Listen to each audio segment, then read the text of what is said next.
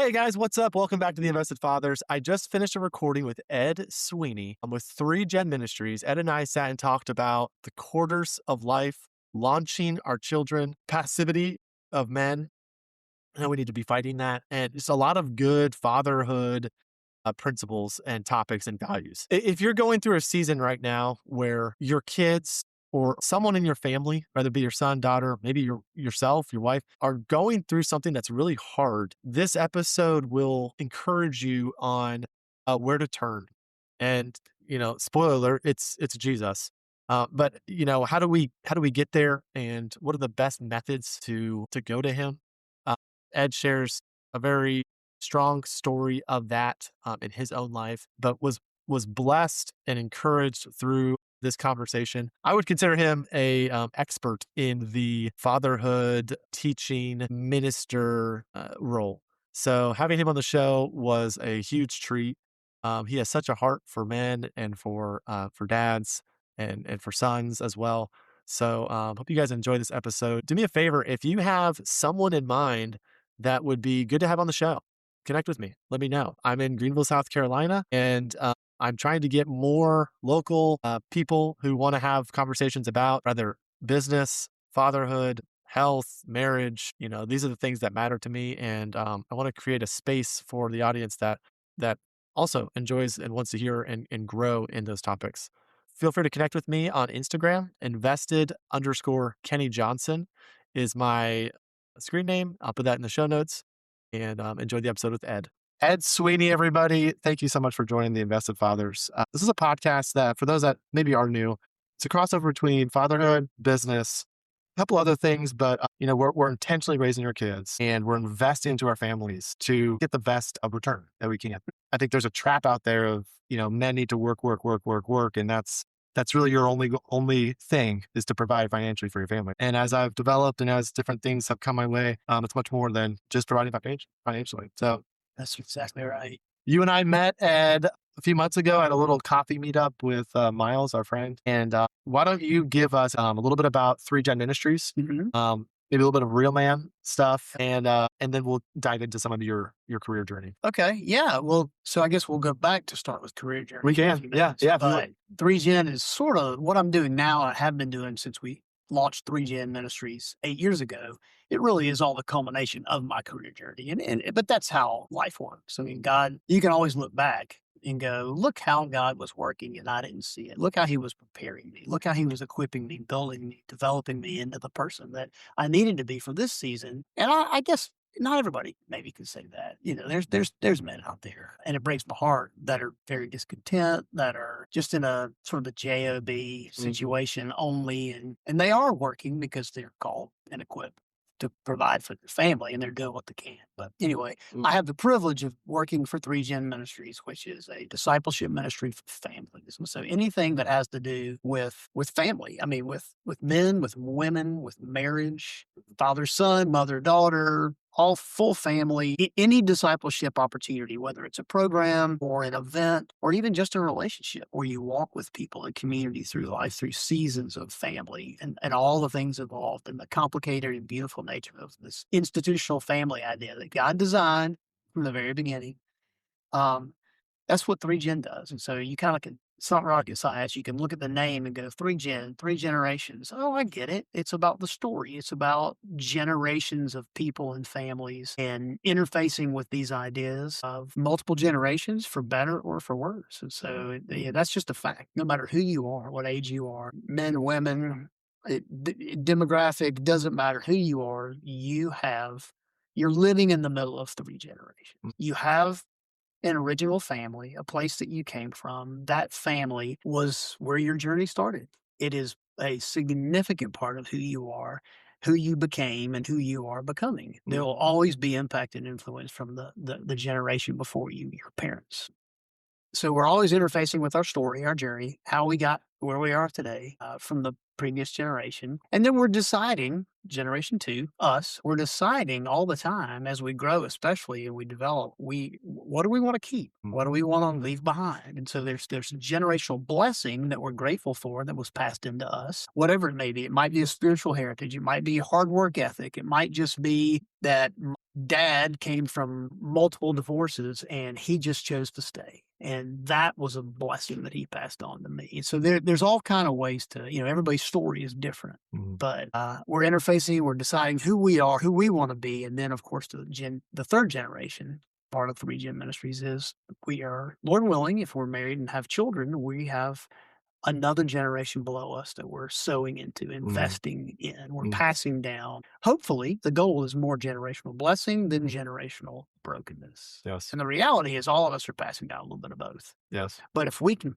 and it's hard to turn a ship on a dime. right. And so it's this generational change that I think men and women should learn to discipline themselves to have a mindset for, to be focused on a long-term parenting strategy. Because Yes, it is a fact that every strategic investment you make in your son or your daughter, into your children, is a significantly strategic investment in your grandchildren yes, that don't exist yet. yes, Or they may exist, and I'm entering that season where yes. my first grandchild, we have 3 children, but our first grandchild is months away, and dude, I'm over the moon. I cannot wait. I My know. wife and I are gonna keep the road. We just bought a new car because we know we need some low miles because 'cause we're getting ready to burn the Yes. miles. So, Oh, I love it. yeah, tires will be a big line item on the next 10, 20 years of our Wow. life. Lord willing, we can't Yeah, wait. We're so yeah. excited. I'm So, excited for you. yeah. No, it's great. And I love that idea of the ship because, yeah, we come from somewhere, and whether you like it or not, it's part of you. So understanding that, sort of being aware of that, maybe accepting it, but not just, okay, this is just what it is. How can I, take what I need to and, continue on and do those blessings and pass those on to our kids. I was just at the gym this morning and we were talking about conversations with our kids and we were talking about respect and just sort of these principles. And it's one thing just to have it in your head, like know it.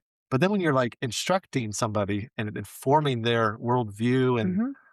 it's a whole nother level of, Well, seriousness, it is. right? So we were talking about that today, and it was just another reminder of the importance of being a dad and how we're shaping our kids' Mhm. views on things, right?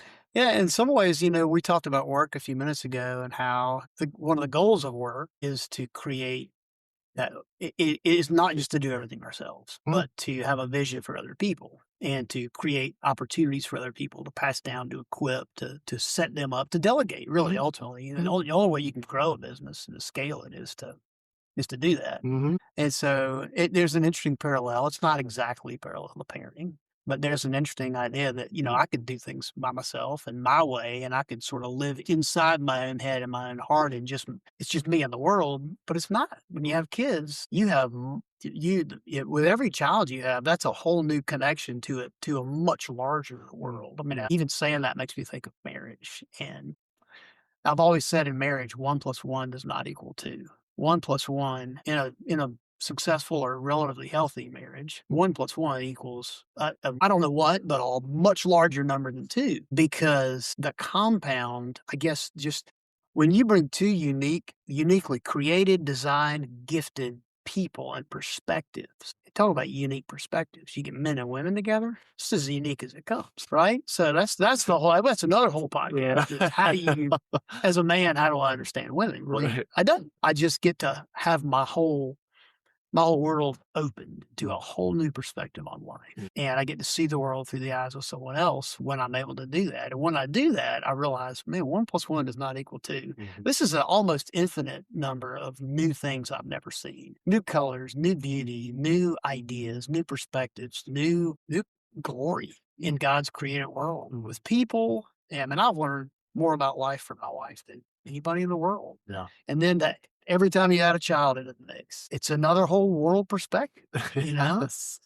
Yeah, So many of yeah, I us love it. think in parenting, we grow up, or I did, especially even as a younger parent, thinking, Proverbs 22 says, train up a child in the way they should go. Mm, And when they are old, they will not depart from it. mhm, And I always thought, as a believer, even as a young husband and a young father, I always thought, oh, that just God's command for me to train up a child in the way they should go. And he's given me that responsibility. I know the way they should go. So I know what I need to teach them. And in a sense, yes, that responsibility is true for all mothers and fathers, but it's not even about me. That verse is about my child. And I've learned over the years, train up a child in the way they should go. And when they're old, they won't depart from it.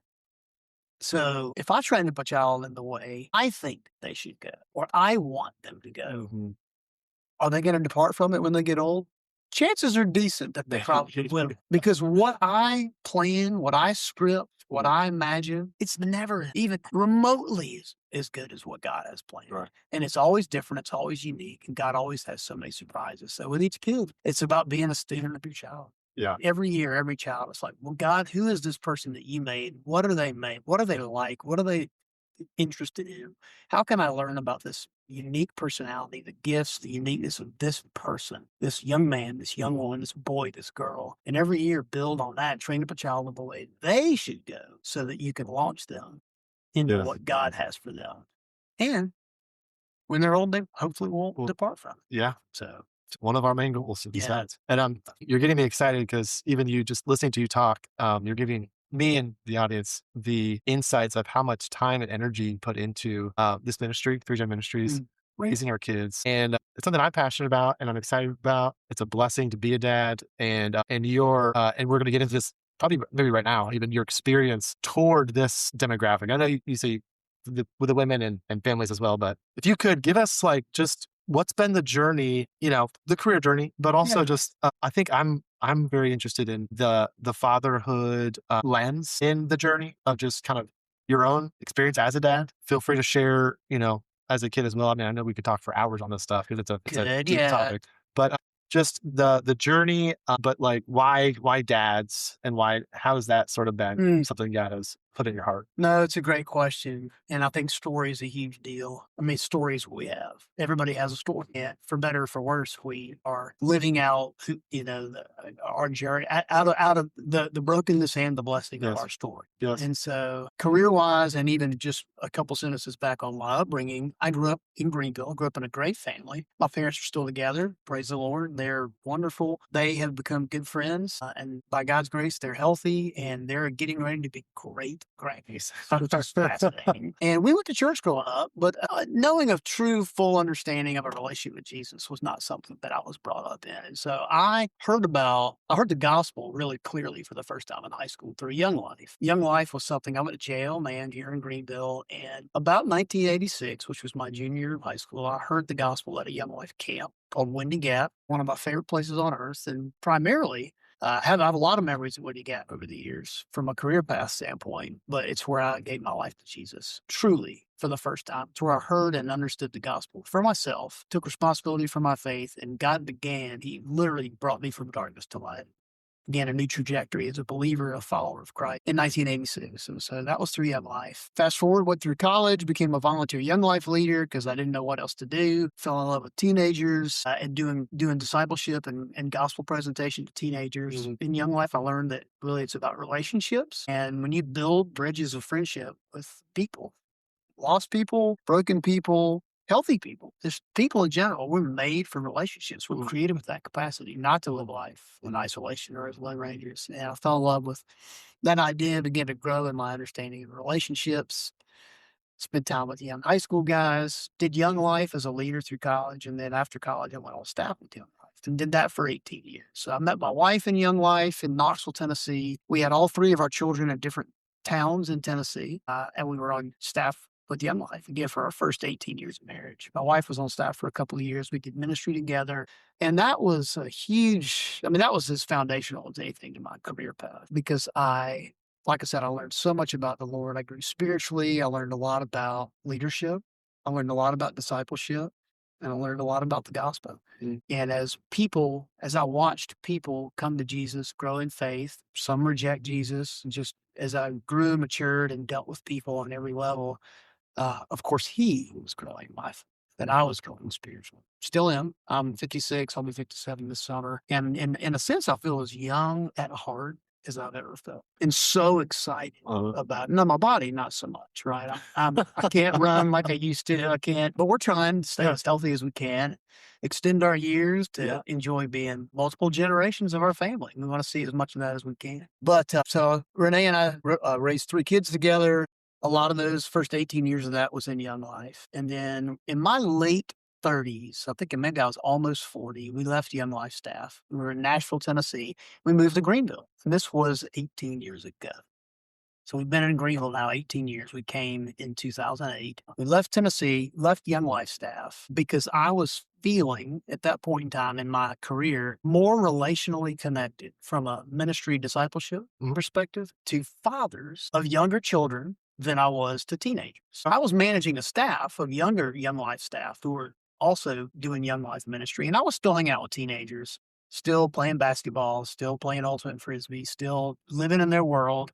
There's parts of me that would still do that today. But interestingly, I was playing basketball, blew my knee out with a bunch of high school guys. I was almost 40. And that was a physical illustration of what was happening spiritually and emotionally for me. God was moving me away from the energy and life of the world of teenagers into what would become adult discipleship. So I was involved with a ministry called CLC based in Nashville, Tennessee, where I was. One of my mentors at the time was the guy who started this ministry. It was a discipleship ministry for men, and I loved it. And I was a participant, and I grew a lot from that. And so I was sort of commissioned by CLC to start CLC in South Carolina. So career path-wise, we moved here to Greenville, which was a homecoming for me because I grew up here, but I'd been gone 20 years. Okay. And kids were all in elementary school. I think they were 10, 7, and 5 when we moved back here. We moved to Greenville for the first time. Okay. Their first time. Yes, and yes. I worked for CLC, started it for 1 year.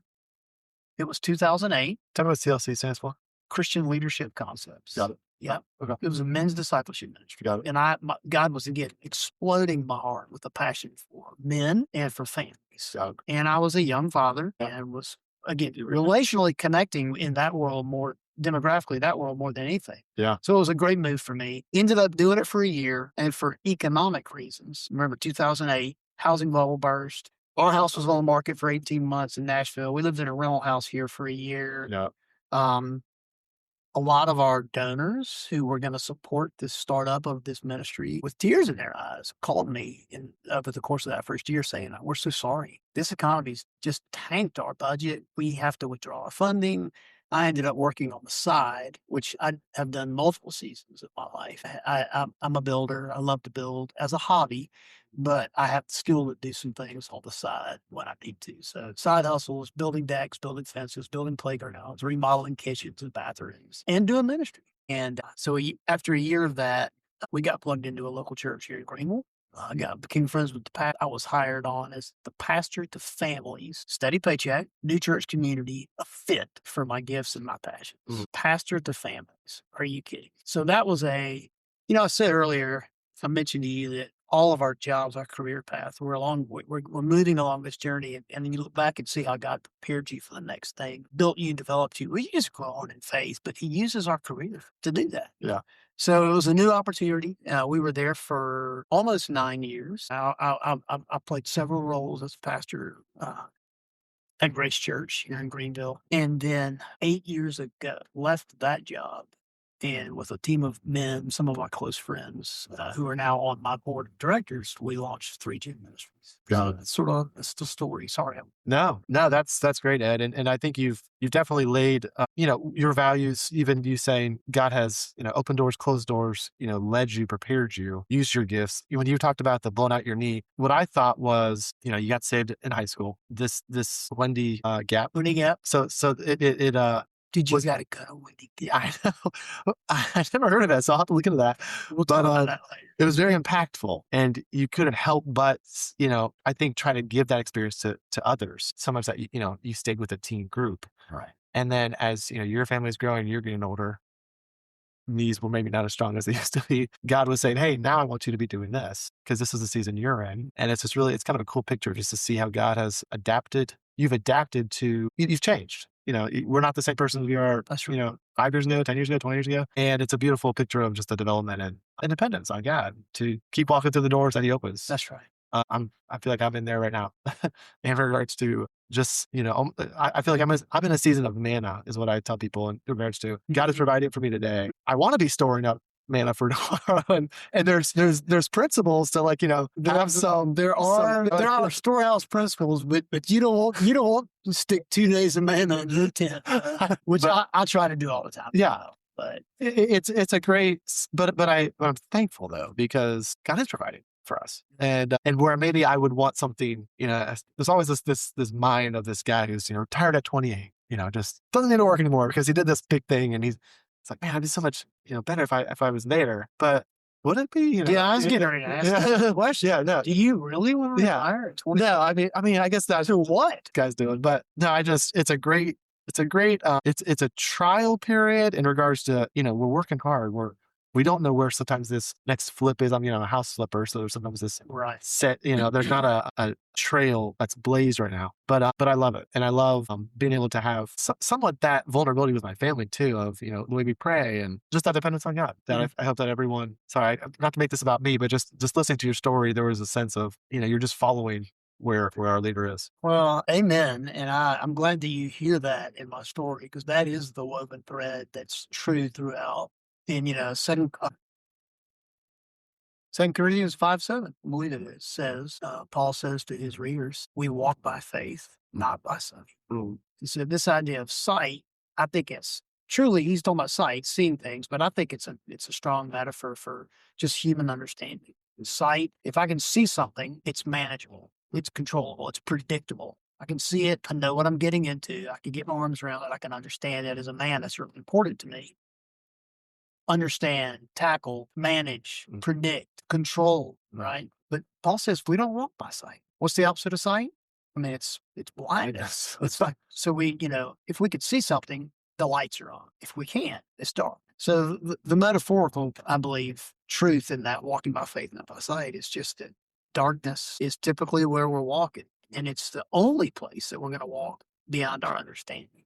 We're not going to be able to control, predict, manage, fully understand the world, the life, our journey. Again, you can't see ahead, you can only see back. But by his grace, he causes us to have to walk by faith, which means that all the things that I would have scripted for my marriage, for my parenting, for my career, for my success, for my bank account, whatever it may, for my faith even, there nothing I would have scripted. It looks the way I would have scripted 30 years, 40 years ago. Everything in my life looks far better because I've had no choice as a believer in Jesus but to walk by faith and not by sight. And it makes me know that the next 20, 30, whatever he gives me, it's going to be more walking by faith. And it's going to get harder and it's going to get better. Amen. It's just, those are the stories he's telling.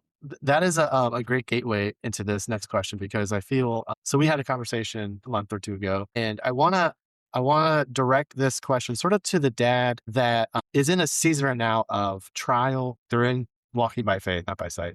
It's hard, specifically maybe with their kids, raising their kids. It would be behavior problem, health problem, whatever. You fill the gap.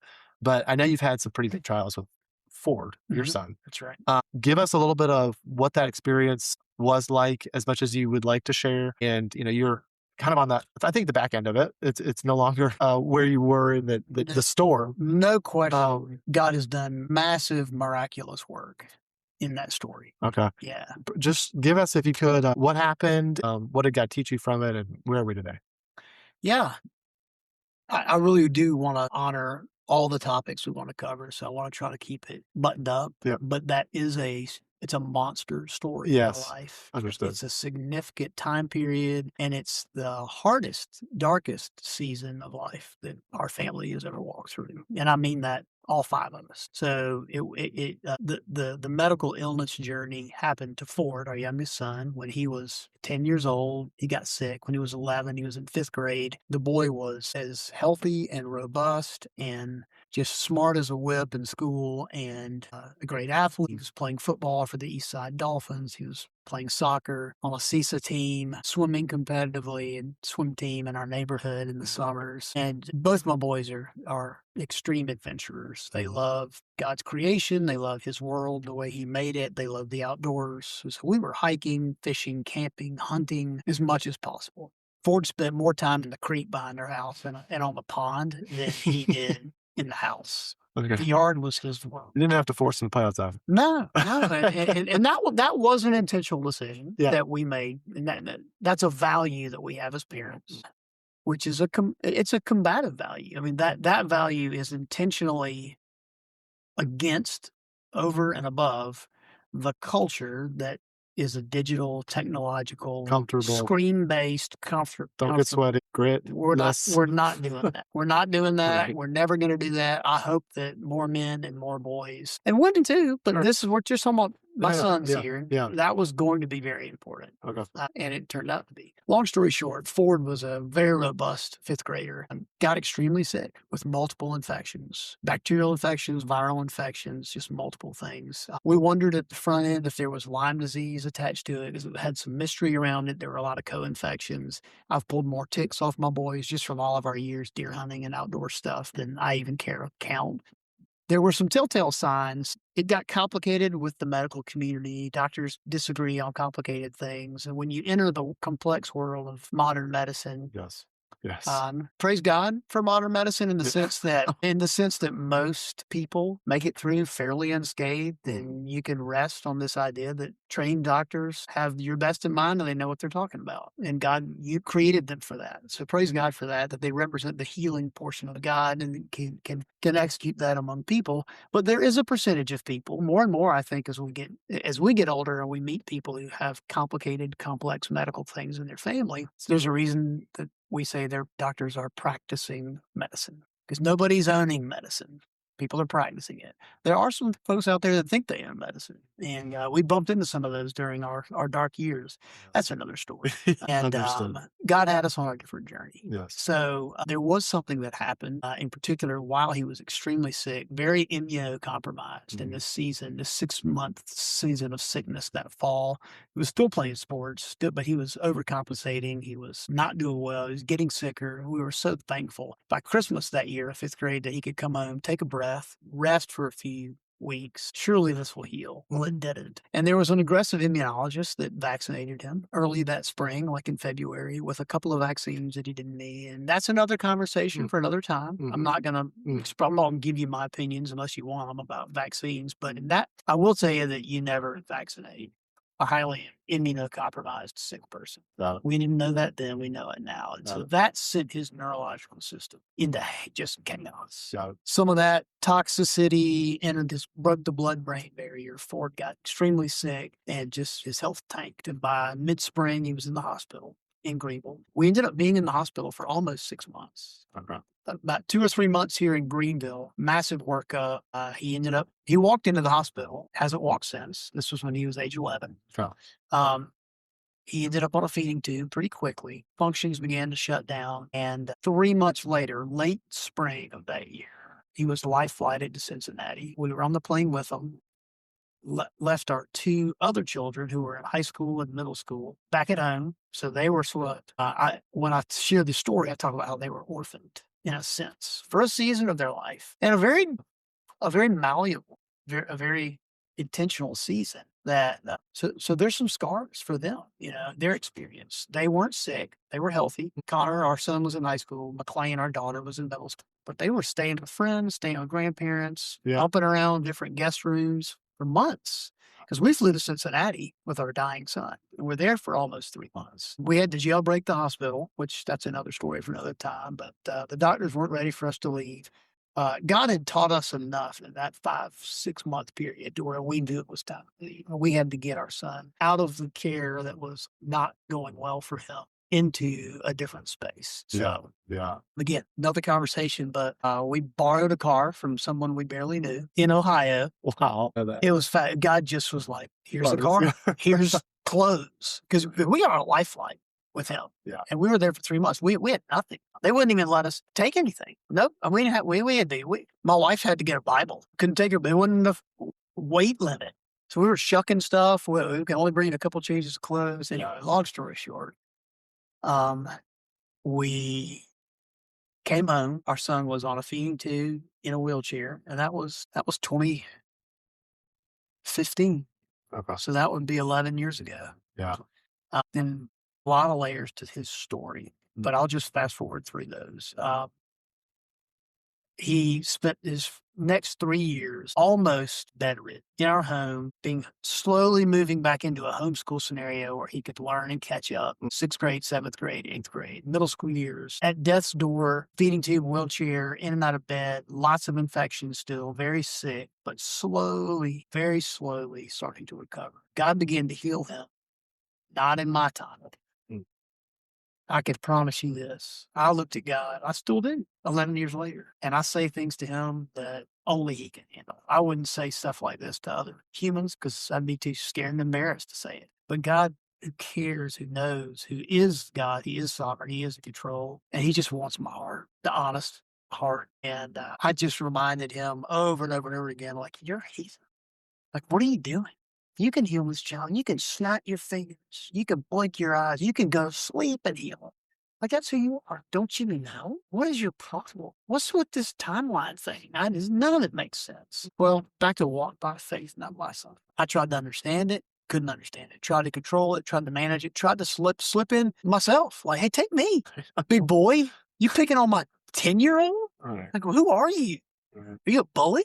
Are you really a loving father? And had that question for a long time. Well, of course, Ford, as he's growing up through his middle school years, he's getting smart. He's having all these, his parents are praying over him overnight. I'll never forget one night, 8th or 9th grade year, he just lashed out at God and at me. He said, why are you still praying? He either is not who you see. He's either too weak to heal me because you've been praying for 4 or 5 years for healing. He's either too weak to heal me, and I'm not interested in a weak God, or he is who you say he is. He's that strong, that powerful, and he just hates me. Maybe he just hates me. And that was Ford's relationship with God. Of course, we in our home felt the ramifications of that. And it made sense to me. Yeah. Like, good call. I get it. I feel it. Yeah. I'm struggling with him too. Right. And we're going to make it through this. Yeah. And we did. Yeah. And we are still making it through that. And so high school years were brutal. Yes. But he was slowly healing, slowly gaining independence. Started going to Eastside High School.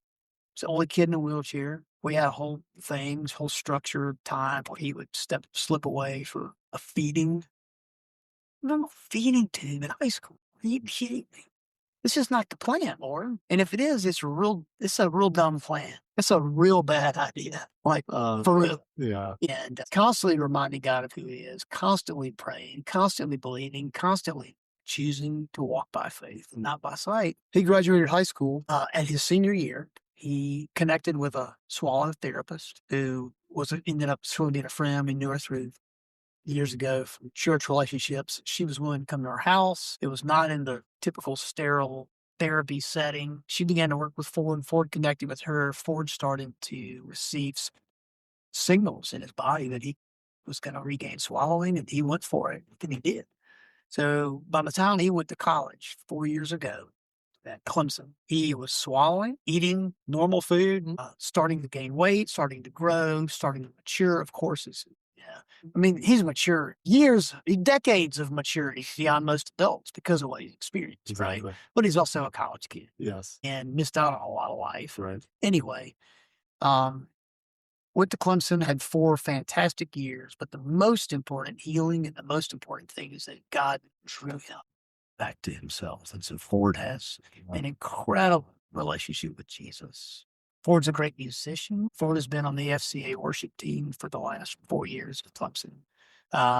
He has incredible relationships, great friendships. He works out every day in the gym, so he's an absolute monster. I would not go anywhere near him in an alleyway.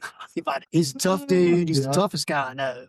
The irony is not lost on me that Ford Tough is a slogan that's been around for decades. So we have our own Ford Tough in the house. He graduated Clemson a couple weeks ago. Yeah. So I could tell you story after story after story, but we have seen redemption and healing. He's still in a wheelchair, but he has strong, exciting vision and plans for his adult life as an independent young man. Yeah. Thank you for sharing all that. Yeah, you bet. I know that was probably hard to relive it, just even just saying it. I've recently, within the last maybe 2 weeks, talked with a dad who has sons with big eczema problems, and then another one with like a learning disability, sort of on the spectrum. And these are, of course, way different than your story. But I just sharing journeys and thankfully, sort of the back end. And they don't always, end the way they're ending here, or just continuing on. But your faith, walking by faith, not by sight, reminding God who He is. I just feel like these are very helpful, practical, raw um, the tip experiences that I appreciate you sharing. You're welcome. And maybe we'll just keep going with sort of, again, you've laid the groundwork of where you've been a little bit. One question I like to ask Yeah. is where are dads missing it right now, and where are they doing it right? Sort of that idea of Mhm. just in your perspective. Everyone has a different perspective for their place, time, age, but just in what you're seeing. And of course, you can put the lens of your own life in this. But where are dads missing it right now, and where are some things that we're getting it right? Yeah, God, there's so many answers to both of those questions. The first thing that comes to mind is where dad's missing it right now. Dads are letting the world raise their kids. That's where they're missing. And that may be through video games, and maybe through TV, and maybe through just the culture in general. Passivity, kind of like Absolutely. just like Passivity. I mean, the opposite of passivity is intentionality, right? It's active and passive. And so to be an active, intentional, to use your word, invested father is the opposite of being a passive, disengaged, checked out father. And here's the thing about masculinity is on our worst days, which is a lot of our days, right? But like it's standard fare for men to only want to operate in our spheres of confidence. And so we'll gravitate and move intentionally and hard, actively into anything that we can control, understand, manage, or manipulate. That's where we're comfortable. right, But God wants us to operate outside of that, right. outside of comfort, outside of predictability, management, control. So He's constantly leading us into those places where they're dark, where we have to walk by faith. We don't want to go there. So where we're missing it is we're not stepping into the places that are uncomfortable. And sadly, for most of us, marriage and parenting, we're just not naturally good at that. We're naturally good at being dudes. We're naturally good at the things that we like to do, that we feel comfortable doing and confident in doing. And there's nothing wrong with those things. I mean, everybody's wired uniquely, right? And our unique wiring is part of how we reflect the image of God. Genesis 1:26-27. We were made to reflect His image and His masculine image. And so we should operate in the sphere of our passions, our heart, how He wired us uniquely. Like our whole life is trying to figure that out. But the only way we're going to get sharpened in those areas and be the tools that God wants us to be as men is to be out of our comfort zones. It's just a fact. That's why marriage is hard, because it's supposed to be good. It's not going to be good if it's not hard, because I'll live the rest of my life thinking that I just have another dude friend who just happens to be female in my world. No, the world that opened up when I got married to Renee is a completely different world. It's a world I never would have seen without her being a woman, right? So we could talk about gender, biblical gender. We could talk about how the enemy is attacking gender, biblical marriage, institutional family. This is the stuff that's most important to God. Yes. He made image reflections of Himself to bring Him delight, joy, bring Him honor and praise. That's why I'm here. And the way we do that is to reflect His image in relationship with one another, because He is a God of relationship. He lives in community. The Trinity existed in community and relationship before the world was even created. So I forget what. Missing it and doing it right. No, so Dads are missing it by letting the world say, raise okay, their this is kids. how let's do it. We do that by not stepping into the hard places with our children, letting our wife do the discipline, letting our wife make the rules around the house. Got it. Now, leadership in the home absolutely includes delegating a lot of that leadership to your wife. Yes. She's way more gifted than Yes. you are Yes. to lead the home. She's way more gifted in some parenting strategies than you are. You should listen to every word that comes out of her mouth. Right. And then she'll say some things that are wise and that are right that they might oppose or sound like they oppose your thinking, or they might be a little bit offensive to you. And so our nature is to retreat, to be offended, to get our feelings hurt, to pout, to whatever it is. And men fall into two ditches. We're either super passive and we check out, or we're super domineering and we overbear. Those are two ditches, and men tend towards one or the other. I tend toward the passivity, dial out, check out, let her do her thing, I'll do my thing. Dude, that's the worst thing you could possibly do for your marriage and for your kids. We should step into the places that we're weak. We should see the beauty of how God complemented us with a woman who knows a whole lot more about life and relationships and children than I do. And then it's my role to lead the conversation strategically about what are we doing as parents to launch these children someday. And I think so this is where dads are getting it right. Tell me. I'll say two things. The simplest answer is dads are getting it right by sticking around, by just staying. Just a quick note on divorce for any dad that's listening to this that's like having these ideas about, did I make a mistake? Did I marry the wrong woman? Was marriage not for me? What's the problem? Why is my marriage so broken? Is it her? The answer is no, it's not her. And it may not even be you. It's the enemy. He wants men to believe that leaving and walking away is going to be a good solution. I cannot for the life of me, after 32 years of marriage, understand that thinking at all. That's the worst thinking I've ever heard. You mean to tell me that you're going to go 5 years, 10 years, 15 years, even 20 years and struggle in marriage? You're going to do all that work to stick around for that amount of time and walk away? And what? Start over? No, it's the worst idea. You're so close to the next step. You're so close to surrendering your idea of what this was supposed to be about and letting God use this woman and this marriage and this family to open your eyes to this whole new world. Go to the next step. Stay. So guys are doing it right if they're staying. And there's a myth out there that 50% of marriages end in divorce. And that might have been a statistic in the 80s or the 90s. The most recent statistics I've read are about a third. Okay. So maybe there's a trend towards men sticking around. I don't know. But that third who's leaving, who's experiencing divorce, they're making the biggest mistake. We're talking about men stick around, just stay. But that's really only half the battle because you can stay and be passive, checked out, and you can actually have a worse marriage sometimes just by staying and being dialed out of living two separate lives as roommates. And so dads who are staying can really get it right. There's hope. There's there's more than hope. I mean, there's as soon as I see some dad, I don't should say as soon as when I go to the grocery store, I see a dad and there's a kid there, or I can just tell somehow I know he's a dad. Yeah. I just try to you're doing it. I don't know how good you're doing it, but you're doing it. Like, hang in there. A dad at a grocery store. It's a race, it's a marathon. That's awesome. Yeah, just hang in there. And I have a thought on that. Remind me to go back to life in quarter in just a minute on that note. But what I want to say to button this up is that the dads that are getting it right by staying and sticking around, they can get it even righter, if that's a way to say it, more right, by just attacking back against the world that's going. So the world is going to raise our kids to the degree that we push them into the world or allow them to be in the world. So there's a big difference, I believe, between sheltering and shepherding. We can shelter our children for a long time. And there are times that sheltering them, bringing the biblical images is covering them with their wings, protecting them. There are times and seasons where that's appropriate. But we've got to be intentional to not always shelter our children from the world because they're going to figure this out at some point. They're going to live in the world that the enemy is working actively in. So over time, strategically, we want them to live in the world and learn how to manage that, how to engage the world, how to win with God's help against the enemy that is the king, the ruler of this world. And so, again, we can't let the world raise our kids. We've got to be intentional to do that. We have to have conversations with our lives looking forward. We have to strategically think about next year, 5 years from now, 10 years from now, what do we want life to be like? Here's a tip.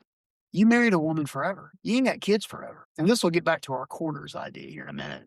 But you got 18 years with kids. And if you have multiple kids, you probably have 25 years with kids in your home. And the goal is to launch these children into the world. Like the ultimate goal is I want to be adult friends with my children. If I want to be adult friends with my children, do you think being their friend for the 18 years that they're in my home is the path to that? It's not. They don't need me to be their friend as their parent. They need me to be their father. They need me to be a parent. Are we going to have joy and adventure and laughter and delight together? Of course we are. Right. We're going to have friendship moments. Yeah. But if I'm friend dad and I say yes when I know I need to say no, or I'm weak in the consequences that need to come down, Yes. or I'm not intentional to speak into something that I see Yes. because I fear my wife's opinion, or I fear embittering my child, or pushing them away. My wife used to always say, it's so amazing, especially with our daughter, but with all of our kids, children, especially in their teen years, they're always doing this. They're always saying, come close, stay away, come close, at the same time. And it's like, which one is it? Well, the answer is yes, it's both. Yeah. They're in a season where they're confused. They're listening to the world. Yeah. They're listening to all this stuff that's not true. They're so moved, for better or for worse, by the community around them. And they're just trying to figure it out. Yeah.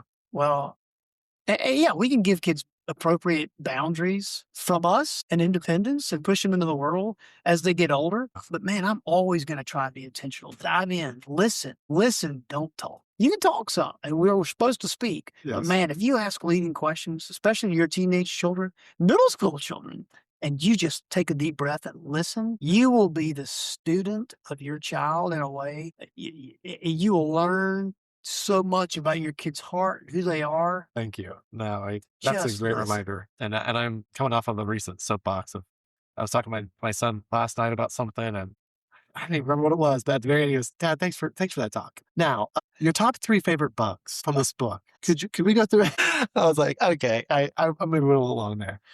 Time wise, I want to make sure we just check here. Okay. So Okay. okay. Probably time for probably 2 more questions, topics. And I want to be able to share the real man stuff. I want to prepare Okay. that Yeah, we'll talk about it. because I feel like what we're doing here is we're kind of given just scratching the surface of like these principles, these encouragements, these challenges. But I want to be able to direct more, with the ministries that you're doing. If people want to, just embrace that and just dive into that. But tell me about the quarters that you mentioned. Yeah, the quarters, we kind of already talked about it. Oh, It's okay. it's just real quick. It's this idea of life in quarters. Yeah. And it's presupposed on a really lofty idea. We'll get 100 years. Got it. We're probably not going to get 100 years. There's a handful that get it. I always read the New Testament. I'm like, man, these dudes got 900. What the heck? Where's my 9, man? Right. 9 lives. Right. But I actually probably don't want that anymore. But Right. let's just presuppose we get 80 to 100. Got If we're living in a healthy way, if we're combating stress, we're eating well, we're exercising with this longevity and health, God's body by design, we're going to get some years unless something happens, and it may. But living according to this plan of quarters, you spend the first quarter, roughly 25 years of your life, as a dependent.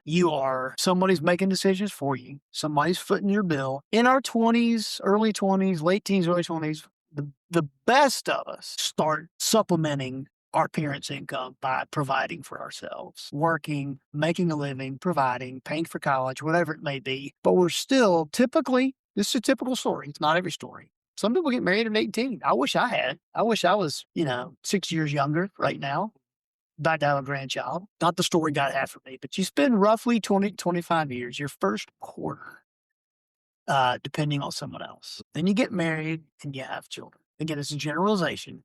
But as a rule, your second quarter, 40 to 50, so let's just say 25 years, dependent. Get married, have kids, start having children, start raising kids. You have kids in your home for 25 years. You turn 50, you're at midlife, second quarter's over. Enter your third quarter. So second quarter, you became totally independent and you kept adding responsibility to your life. You're starting a business, you own a house, you got to fix things, you got to pay for cars, you got to pay for insurance, you got to raise children, everything's more expensive. So you have this massive season of growing independence and you start providing for others. Your energy is high because you're still young, but your influence, you're literally just, sometimes on your best day, you're just faking it till you make it.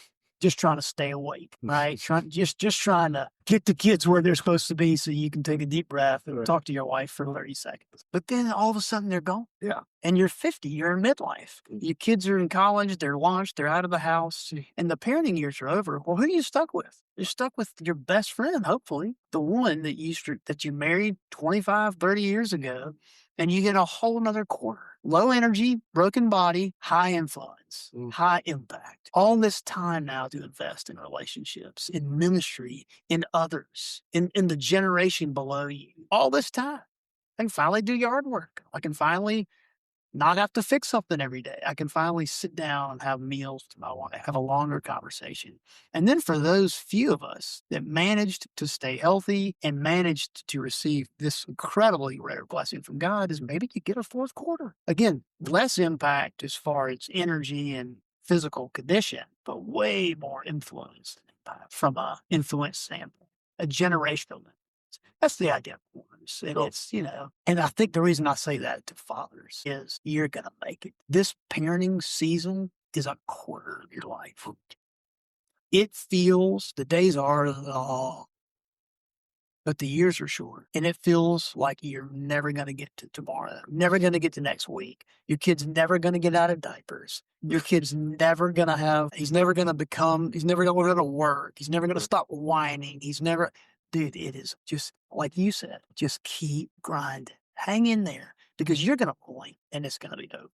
And you're going to have men in your home. So this is to fathers of sons. You're going to have teenage men in your home, and there's going to be a day not far away where you're going to be like, there ain't room for 3 men in this house. There ain't room for 4 men in this house.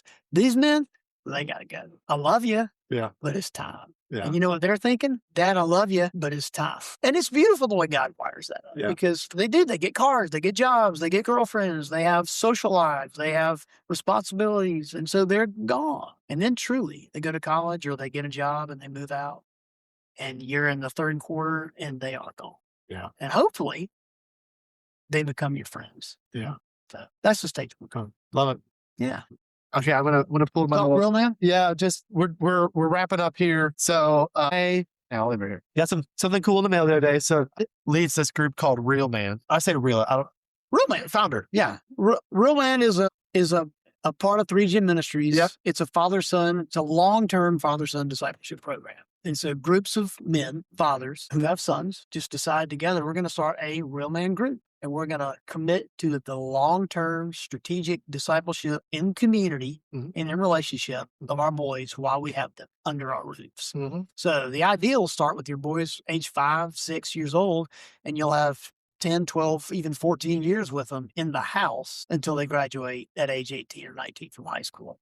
So it's a long time to commit to something. Yeah. It's not a heavy commitment on meetings. We're not trying to do a weekly meeting. We're trying to create a lifestyle of teaching principles, biblical teaching principles and ideas where, again, fathers in community can raise boys together and have milestones and landmarks over the years where we celebrate their growth, their discipleship, and other men pour into your sons. Yeah. So that's really the secret sauce about Real Man is this idea that every man who has sons, like God's given us all to raise our sons. We're the primary spiritual directors. We're the primary caretakers, providers. We can, and we've been gifted with all that we need to teach our sons to thrive and succeed as adult men. But if I had one person, if I just had Kenny into the mix and I introduce you to my sons as a father figure, someone who's different, wired uniquely from me, with a unique perspective, with different gifts from God, but you are another man who I vouch for, who I believe in, and shoulder to shoulder, we've got a lot to do together, a lot of adventures ahead. We're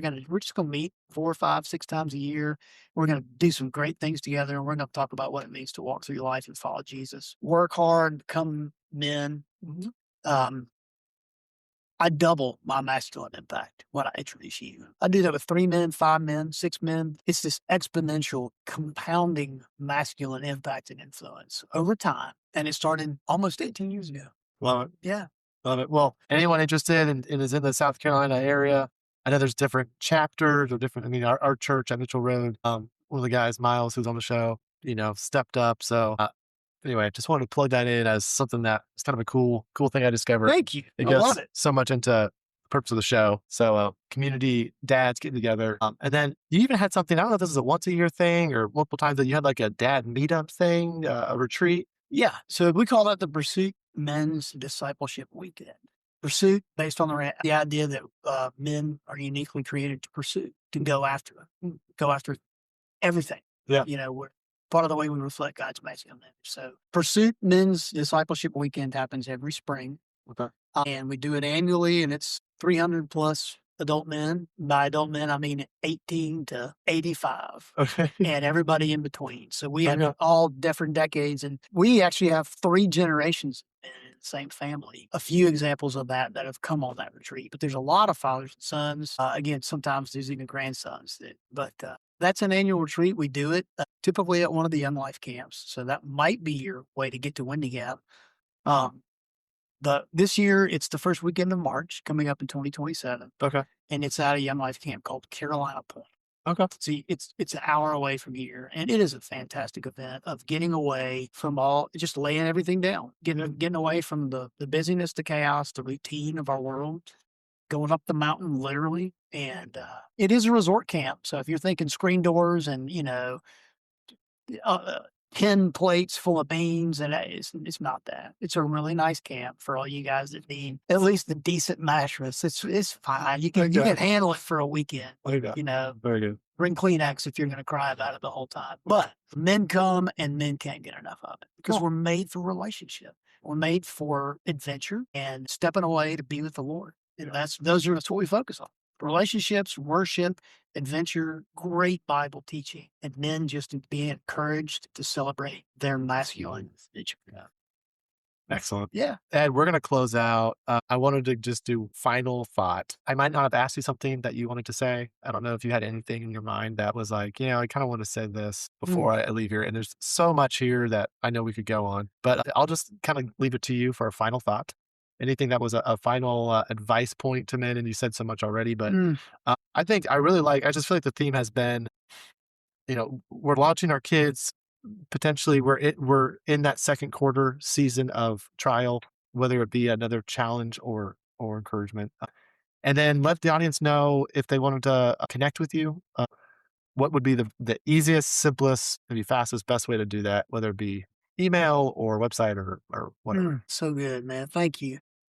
I don't have anything specific that I feel like we missed or I wanted to say. I didn't know what we would say. Yeah, How that's the great. conversation would I go. really appreciate But it. it's a privilege to get to talk to you, to hear your heart for family and for discipling other men. It's a privilege to talk about something that I'm passionate about, and only by God's grace. I mean, He has put this in me, and He's put it in every man. It's just tapping into it. It's just listening to the right voice. Quit listening to the voices of the world. And quit listening to the voice of the enemy that makes us feel ashamed or we don't have what it takes. Like that is a voice of the enemy beating men down. You do have what it takes. You do have a distinct and unique calling to step up, reflect the image of God, be a husband, be a father, represent God in the unique way. It's not supposed to look like it. It's supposed to look like you. So get into a community of men. We can help with that in 3Gen. That's what we do. We put communities of men together who will go through seasons. We have a 40-week study, which I could tell you about next time, where men meet together for 40 weeks and they go deep in it's called Next Level. Because to the next level of their walk with Jesus, what it means to have faith and walk in faith as men. We talk about everything under the sun, 40 weeks, right? So, but it takes us to the next level in deep relationships as well. And every man is made for that. The world wants us to isolate and separate out of fear, out of control, out of comfort. The last idea I would say, if anything, let the story of the Bible be the place that we find our own story. So our story, our unique individual story, is just a small version of the big story that God is telling in the scripture. From cover to cover, this is a story about a family that began with the creation of a man and a woman. God created an habitable earth. He formed the earth and he filled the earth with life, all to create an environment for the crown of his creation, which is the reflection of his image, male and female, to flourish in. He made a man, woman, he made a marriage, and he gave them what's called the creation mandate. And that's to go be fruitful, multiply, fill the earth. All that you see, everything here that's has been made for you and for your benefit. Have dominion over this place. Reflect my image, work this land, multiply, fill the earth. Keep making images of me because that's what this world is for. So zoom out when you're stressed out, when you're busy, when you're exhausted. Just take a second every day and zoom out and say, I'm just a part of a grand story. And it's a love story about a father that loves us deeply and has gone to the ends of the earth by even giving his own son in my place to just create space for me to have a relationship with him and to walk in faith. He's the provider, he's the source, he's the purpose of the whole story. All these little crazy diaper kids in my house that are throwing food everywhere and arguing about who gets the front seat, like that's all just part of the plan in their stories for them to see who God really is, who they really are without him, and ultimately for us as fathers to point those people in our homes, in our families, to Jesus, who the whole thing's about. So zoom out to the meta narrative and just see the whole thing is about God. And the Bible is the only story that tells that, and it's the only place we're going to get direction and encouragement that we need to be the invested fathers Thank you. that he's called us to be. Well said. And if our audience wanted to connect with you, what would be the best way to do that? So 3 is the number 3, GEN. If you type in 3Gen Ministry or just 3Gen in Google, it's probably going to come up. We're based in here in Greenville, South Carolina. You can email me at ed, just ed, at 3, the number 3, GEN Ministries. So whatever that is, 3GenMinistries.org. Okay. ORG. And that's, Find it on my website. on our website, there's also a place like tell me more. I want to connect. Yeah. You can tell us what you're interested in and Cool. we'll respond. Cool. So, yeah.